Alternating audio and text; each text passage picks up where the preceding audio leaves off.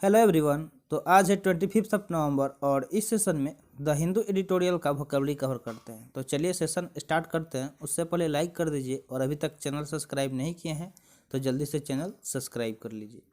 और ये हमारा सोशल मीडिया है, इसका लिंक आपको डिस्क्रिप्शन बॉक्स में मिल जाएगा, तो जाके जल्दी से ज्वाइन कर लीजिए। तो आइए देखते हैं आज का इंपॉर्टेंट वर्ड क्या रहने वाला है। तो साथ में पेन पेपर लेके बैठ जाइए ताकि जो भी इंपॉर्टेंट वर्ड्स है आप उसे नोट करते चलिएगा, बिकॉज नोट करने से आपका कंसंट्रेशन बना होता है और चीज़ें जल्दी याद हो जाती है। तो आई सजेस्ट यू कि जल्दी से सब कुछ नोट करते रहिएगा, ठीक है। जो भी आपको वर्ड लगे कि ये पहली बार हम सुन रहे हैं, तो देखिए पहला वर्ड है आपके सामने डिवास्टेशन। डिवास्टेशन की बात करें तो ये एक नाउन है। अब नाउन पहचानने का एक बहुत सारा तरीका होता है, सफिक्स चेक करना होता है। क्या चेक करना होता है? सफिक्स। तो अगर आपको किसी वर्ड क्लास में IUN मिल जाए तो वो नाउन सफिक्स होता है। तो ऐसे बहुत सारे सफिक्स हैं नाउन के, एडजेक्टिव के, एडवर्ब के। तो हम साथ में बताते चलते हैं वर्ड के साथ साथ, ठीक है। तो जो भी वर्ड होता है उसके साथ साथ हम आपको सफिक्स बताते चलते हैं। अगर इसके मीनिंग की बात करें तो इसका इंग्लिश मीनिंग हो जाएगा ग्रेट डिस्ट्रक्शन और डैमेज। मतलब काफ़ी ज़्यादा मात्रा में अगर कोई विनाश हो रहा है, क्षतिग्रस्त चीज़ हो रहा हो, तो उसको डिवास्टेशन बोलते हैं। क्या बोलते हैं? डिवास्टेशन, यानी कि नाश या विनाश इसका हिंदी मीनिंग हो जाएगा। सिनोनिम्स की बात करें तो डिस्ट्रक्शन, डिसोलेशन, रुइन या फिर हैवोक, ये सब इसके सिनोनिम्स हो जाएंगे। जैसे आप देख सकते हैं यहाँ पे अर्थक्वेक की वजह से क्या हुआ है, बहुत सारे घर गिर गई हैं, ठीक है। तो आप इसको याद रख सकते हैं कि जब अर्थक्वेक आती है तो बहुत ज़्यादा डिवास्टेशन होता है, ठीक है। या फिर स्टेशन पे डिवास्टेशन हो गया, यानी कि स्टेशन पे आप ऐसे इसको याद रखना होगा। तो स्टेशन पे डिवास्टेशन हो गया कैसे याद रखेंगे कि जैसे स्टेशन पे दो गाड़ी आके आपस में लड़ गई, तो उसको क्या बोलेंगे कि स्टेशन पे डिवास्टेशन हो गया, यानी कि काफ़ी ज़्यादा डिस्ट्रक्शन हो गया, डैमेज हो गया एक्सीडेंट की वजह से। तो इस तरह आप वर्ड को रिलेट करके याद करने का कोशिश कीजिए ताकि उससे चीज़ें आराम से याद हो जाए। तो आप भी अगर कुछ ऐसे बनाते हैं टिप्स एंड ट्रिक तो कमेंट सेशन में ज़रूर बताइएगा, और मेरा ट्रिक कैसा लगा ये भी बताइएगा, ठीक है। तो अब चलते हैं होमवर्क की तरफ। तो होमवर्क की बात करें तो जो भी वर्ड हम यहाँ पे सिखाते हैं उससे आपको सेंटेंस बनाना होता है। तो आप डेली एक पेन पेपर लेके सेंटेंस बनाइए, और फिर चाहे तो आप कमेंट सेक्शन में भी कमेंट कर सकते हैं, या फिर टेलीग्राम पे अगर ज्वाइन किए हैं तो वहाँ पे भी आप, जहाँ PDF प्रोवाइड किया जाता है उसके नीचे आप कमेंट लिख सकते हैं। तो जैसा आपको ठीक लगे आप कीजिएगा, लेकिन हाँ करना कंपलसरी है, क्योंकि इससे आपको बेनिफिट होगा। आप जब 10 दिन ही बनाएंगे तो खुद आगे आपको चल के पता चलेगा कि हाँ इससे मुझे बेनिफिट हो रहा है। तो बढ़ते हैं नेक्स्ट वर्ड की तरफ। नेक्स्ट वर्ड क्या है? इंड्यूड। इंड्यूड की बात करें तो ये एक वर्ब है। इंड्यूड क्या है? एक वर्ब है जिसका मीनिंग होता है to experience and deal with something that is painful और अनप्लीजेंट विदाउट गिविंग अप। यानी कि किसी चीज़ को के साथ डील करना, उसके साथ क्या करना? डील करना, चाहे वो कितना भी पेनफुल हो, अनप्लीजेंट हो, यानी कि कितना भी दुखद हो, बिना उसे गिविंग अप किए, यानी कि बिना उसे छोड़े उसको डील करना, उससे लड़ना। मान लीजिए आपके लाइफ में बहुत प्रॉब्लम चल रहा है, तो प्रॉब्लम से भागना नहीं चाहिए, उससे लड़ना चाहिए। प्रॉब्लम थोड़ा देर के लिए आता है, अगर आप उससे डर जाएंगे तो हमेशा के लिए वो प्रॉब्लम आपके लाइफ में रह जाएगा और फिर आप कुछ नहीं कर पाएंगे। तो इंड्यूर्ड मतलब क्या होता है? सहना। जब भी अगर आपके साथ कोई दिक्कत हो रहा है, दुख हो रहा है, प्रॉब्लम, तो उसको सहना चाहिए, ठीक है, और उससे लड़ना चाहिए। तो इंड्यूर्ड मतलब सहना। सिनोनिम्स की बात करें तो टॉलरेटेड, परसिस्टेड, कंटिन्यूड या फिर लास्टेड बोल सकते हैं। ये सब इसके सिनोनिम्स हो जाएंगे। तो आई होप आपको वर्ड समझ में आ गया होगा। तो वर्ड क्या है? इंड्यूड, जो एक वर्ब है जिसका मीनिंग होता है सहा। टॉलरेटेड, परसिस्टेड, कंटिन्यूड या फिर लास्टेड इसके सिनोनिम्स हो जाएंगे। इसके अलावा भी अगर आप सिनोनिम्स या कोई भी इन्फॉर्मेशन जानते होंगे इस वर्ड के रिगार्डिंग तो कमेंट सेशन में बता सकते हैं। इस वर्ड के नहीं, कोई भी वर्ड अगर आपको लग रहा है कि हाँ इसके अलावा मुझे इसके बारे में इन्फॉर्मेशन पता है, तो आप ज़रूर कमेंट सेशन में लिखिए। लिखने से चीज़ें आपके दिमाग में बैठ जाती है। अगर आपको पहले से याद होगा तो उससे तो रिवीजन भी हो जाएगा। तो ऐसे मतलब एक कन्वर्सेशनल टाइप का सेशन होना चाहिए, ताकि लगे कि हाँ इंटरेक्शन काफ़ी ज़्यादा होना चाहिए, कि आपको भी मज़ा आए और जो हम पढ़ा रहे हैं तो मुझे भी मज़ा आए, ठीक है। तो नेक्स्ट है इंक्वेस्ट। इंक्वेस्ट की बात करें तो ये एक नाउन है जिसका मीनिंग होता है an official investigation to find out the cause of somebody's death specially when it has no happen naturally. यानी कि एक ऑफिशियली तरीके से किसी चीज़ का इन्वेस्टिगेशन करना, जांच पड़ताल करना, to find out the cause of somebody's death, यानी कि किसी के मरने का कारण। मान लीजिए कि कोई अगर किसी का डेथ हो जा रहा है तो कुछ ना कुछ तो रीज़न होता ही है, तो उसके रीज़न का पता करना कि वो क्यों डेथ किया, ठीक है। अगर वो नेचुरली नहीं हुआ, मान लीजिए कि जब लोग एजड हो जाते हैं तो वो जाहिर सी बात है कि सबको एक ना एक दिन मरना है, ठीक है, क्योंकि मैन इज़ मॉर्टल, ठीक है।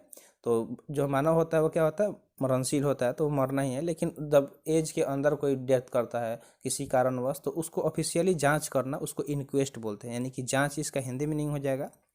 सिनोनिम्स की बात करें तो इन्वेस्टिगेशन, इंक्यूशन, इंक्वायरी या फिर एग्जामिनेशन, ये सब इसके सिनोनिम्स हो जाएंगे। जैसे आप ऑटोप्सी या फिर पोस्टमार्टम वर्ड सुने होंगे, तो उसमें भी पता किया जाता है कि क्या रीजन रहा होगा किसी के डेथ का, ठीक है। तो इंक्वेस्ट जांच, इन्वेस्टिगेशन, इंक्विजन, इंक्वायरी या फिर एग्जामिनेशन।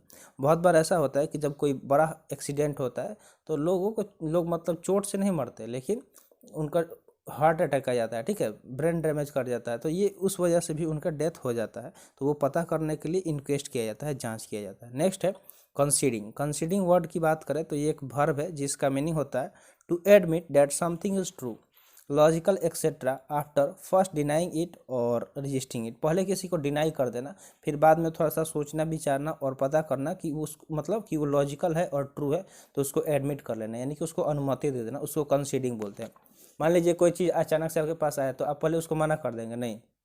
आपके पास कोई ऐसे मतलब बिजनेस का प्रपोजल आया कि ये बिजनेस शुरू करना है, तो स्टार्टिंग में आप डर जाएंगे कि इतना ज़्यादा पैसा हम कैसे क्यों इन्वेस्ट करें, नहीं पता है कुछ भी।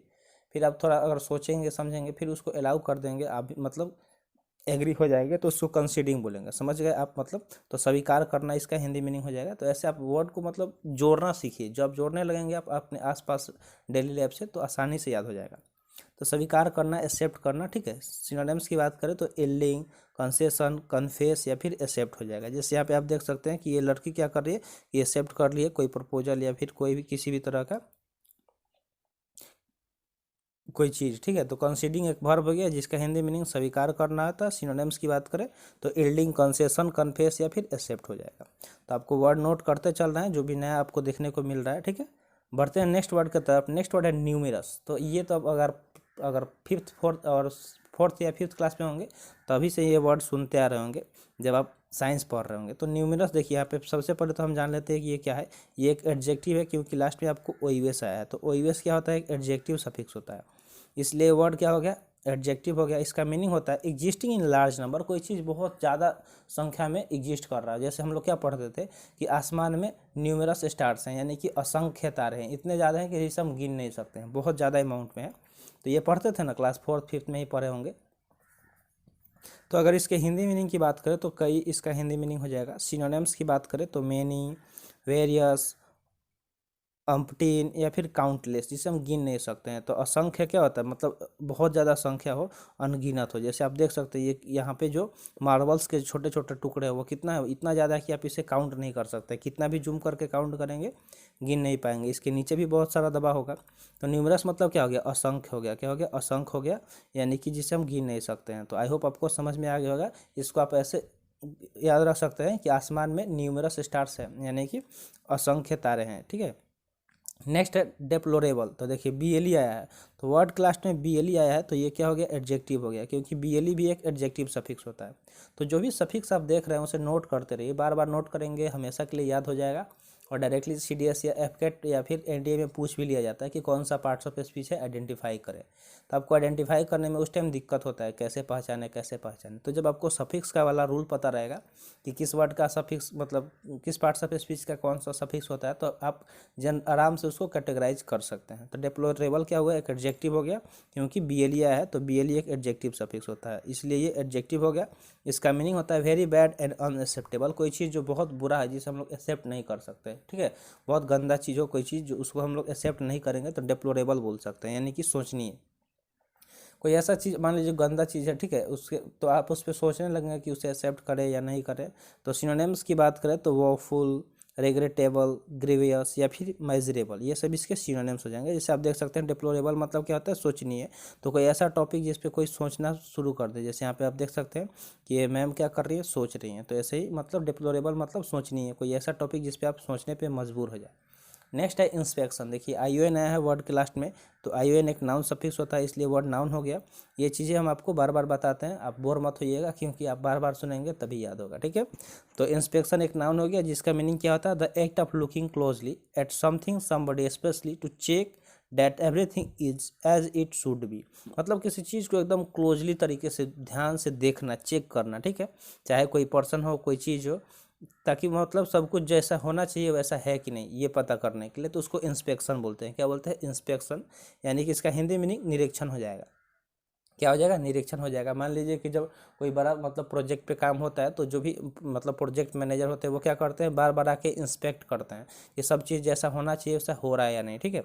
तो इंस्पेक्शन मतलब क्या हो गया, निरीक्षण हो गया। सिनोनिम्स की बात करें तो रिव्यू, सर्वे, स्क्रूटिनी या फिर चेक, ये सब इसके सिनोनिम्स हो जाएंगे। जैसे यहाँ पे देख सकते हैं, जो भी आपको एग्जांपल बताया वैसा ही कुछ यहाँ पे पिक्चर भी देखने को मिल रहा है।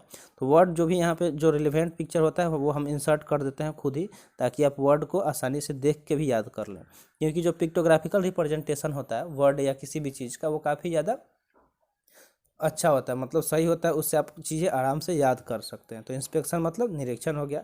नेक्स्ट वर्ड की बात करें तो नेक्स्ट वर्ड क्या है, सेक्ट। सेक्ट एक वर्ब है। सेक्ट क्या है, एक वर्ब है जिसका मीनिंग होता है to dismiss somebody's from a job, यानी किसी को उसके जॉब से हटा देना, फायर्ड कर देना, ठीक है। तो फायर्ड भी आप याद नोट कर लीजिएगा। तो बर्खास्त इसका हिंदी मीनिंग हो गया। सिनोनिम्स की बात करें तो हायर, देखिए हायर तो नहीं होगा क्योंकि हायर मतलब, देखिए यहाँ पे एंटोनिम्स हो गया आई थिंक, क्योंकि सैक्ड मतलब बर्खास्त होता है, तो बर्खास्त मतलब उसको छुट्टी दे देना हो जाएगा। तो हायर या फिर वेलकम तो नहीं होना चाहिए, एम्प्लॉय या फिर होल्ड, तो ये सब इसके सिनोनिम्स हो गए, ठीक है। सॉरी एंटोनिम्स हो गया, यहाँ पे आप इसको एंटोनिम्स कर लीजिएगा क्योंकि ये सारे इसके एंटोनिम्स हो गए। सिनोनिम्स मतलब क्या हो, किसी को फायर कर देना, उसके जॉब से हटा देना, ठीक है। तो फायर हो जाएगा, ठीक है, क्या हो जाएगा, फायर्ड हो जाएगा। तो सेक्ड का सिनोनिम्स फायर्ड हो जाएगा, बस वो आपको नोट कर लेना है। तो आई होप आपको समझ में आ गया। जैसे आप देख सकते हैं कि इन जनाब को हटा दिया गया है जॉब से, तो अपना सारा देखते होंगे हमेशा पिक्चर वगैरह में या सीरियल में ऐसा सीन होता है कि जब किसी को फायर किया जाता है तो वो अपने एक बॉक्स में सब कुछ रख के ऑफिस में का चला जाता है। तो ऐसे ही ये जा रहे हैं, सोच रहे हैं कि अब कहाँ जाएं कहाँ नहीं, क्या करें। नेक्स्ट है आफ्टर मैथ। आफ्टर मैथ की बात करें तो एक नाउन है जिसका मीनिंग होता है the situation that exist as a result of an important and usually unpleasant event, especially a war, an accident, etc. यानी कि ऐसा situation that exist as a result of an, जो मतलब ऐसा एग्जिस्ट कर रहा है किसी चीज़ के नतीजे पे। जैसे मान लीजिए कोई वार हो गया, कोई इवेंट है, कोई घटना हुआ, तो उसके बाद कोई उसका रिजल्ट निकलता है ना कि क्या हुआ होगा, तो उसको आफ्टर मैथ बोलते हैं, यानी कि परिणाम। मान लीजिए वार होगा तो वार का परिणाम निकलेगा ही, कोई ना कोई जीतेगा कोई हारेगा, तो आफ्टर मतलब परिणाम हो गया। सिनोनिम्स की बात करें तो आउटकम, कॉन्सिक्वेंस, इशू या फिर इफेक्ट हो जाएगा, ये सब इसके सिनोनिम्स हो जाएंगे। तो वर्ड क्या हो गया, आफ्टर मैथ, जो एक नाउन है जिसका मीनिंग होता है परिणाम, यानी कि रिजल्ट किसी भी चीज़ का, कोई घटना घट रहा, कोई वार हो रहा। तो आउटकम मतलब पता ही है कि किसी चीज़ का रिजल्ट, सीक्वेंस, इशू या फिर इफेक्ट इसके सिनोनिम्स हो जाएंगे। पिक्चर भी यहाँ पे देख सकते हैं। तो चलते हैं नेक्स्ट वर्ड की तरफ। आज के सेशन का ये लास्ट वर्ड है। तो वर्ड क्या है, इनक्रेडिबली। इनक्रेडिबली देखिए क्रेडल जो वर्ड होता है ना वो किससे रिलेटेड होता है, बिलीव यानी कि विश्वास से। तो इनक्रेडिबली क्या हो गया, एक एडवर्ब हो गया। सबसे पहले तो यहाँ पे जानने वाली बात है कि एल वाई आया है, तो वर्ड के लास्ट में एल वाई आया तो वर्ड क्या हो जाता है, एडवर्ब हो जाता है, इसलिए वर्ड एडवर्ब हो गया। इसका मीनिंग होता है in a way that is very difficult to believe, मतलब कि कोई चीज़ इतना ज़्यादा कठिन हो जिसको हम लोग आसानी से विश्वास नहीं कर पाए, ठीक है। कोई ऐसा बात जिससे हम लोग आसानी से विश्वास नहीं कर पाए। जैसे होता है ना कि आपका दोस्त या कोई फ्रेंड कुछ इतना लंबा चौड़ा हाँकने लगता है, फेंकने लगता है, तो आप क्या बोलते हैं उसको, आप विश्वास नहीं कर पाते, वो ज़बरदस्ती विश्वास दिलाता है, यार भरोसा कर, सच बोल रहा है, तो उसको क्या बोलेंगे, वैसे बात को इनक्रेडिबली, यानी कि जो जो डिफ़िकल्ट हो उस पर बिलीव करना, विश्वास करना। अति अविश्वसनीय इसका हिंदी मीनिंग हो जाएगा। सिनोनिम्स की बात करें तो अनबिलीवेबल, अनकॉमनली, एक्सीडिंगली, ये सब इसके सिनोनिम्स हो जाएंगे। तो आई होप आपको वर्ड समझ में आ गया होगा। तो आज के लिए इतना ही। सेशन कैसा लगा कमेंट सेशन में ज़रूर बताइएगा, और जो भी होमवर्क आपको दिया गया है ज़रूर बात करिएगा, ठीक है। और आपका क्या एम है, आप लाइफ में क्या अचीव करना चाहते हैं, वो भी कमेंट सेशन में ज़रूर लिखिएगा। और डेली सेशन लगाते हैं तो डेली लिखिए, क्योंकि जब आपका लक्ष्य है आप डेली अब उसके बारे में सोचेंगे तभी आप उस चीज़ को हासिल कर पाएंगे, वरना नहीं कर पाएंगे। तो आज के लिए इतना ही। जय हिंद।